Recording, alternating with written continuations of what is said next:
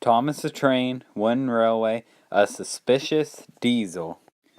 Do you know what? Said Thomas one day at Nafford Station to Gordon. I really miss Fergus. With Billy now working the yard, all the trains are always late, including Annie and Clarabelle. I'll agree, complained Gordon. When Fergus was working the yards, he would have my express coaches 20 minutes earlier on schedule. Now, Billy, he's 20 minutes late. Billy finally arrived with Annie and Clarabelle and coupled them up to the back of Thomas. Sorry I was late, said Billy. I made a wrong turn. How can you make a wrong turn? Complained Thomas. You've been on the island of Sodor for how many years? Oh, never mind, Thomas groaned. After Billy left, a new diesel came into the station that Thomas had never seen before. Thomas, Gordon, announced Sir Topham Hatt, this here is Dennis. He will be working in the yards since Billy hasn't been doing such a great job with Fergus's job. Until we find Fergus, Dennis will be here to help.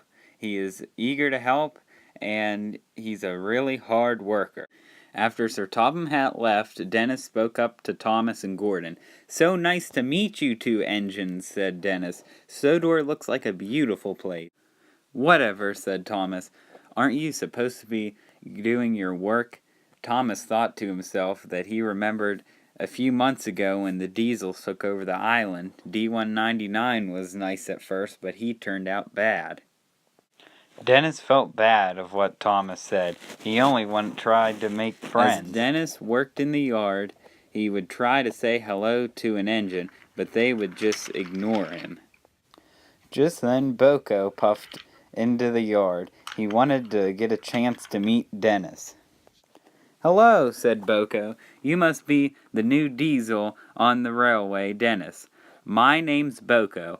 Welcome to Sodor. Nice to meet you, Boko, said Dennis.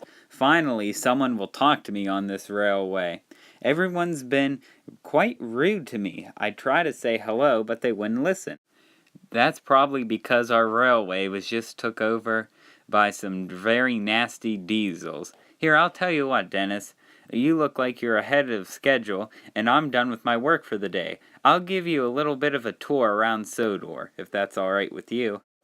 Dennis and Boko, both eager to start the tour, backed out of the yard, and they both puffed away. When Dennis and Boko arrived back to the yard, they realized that there was trouble. Aha, said Rickety. There's that new diesel that probably caused the yard to catch on fire. You can never trust a new diesel, muttered Duck. All right, Dennis, said Sir Topham Hatt.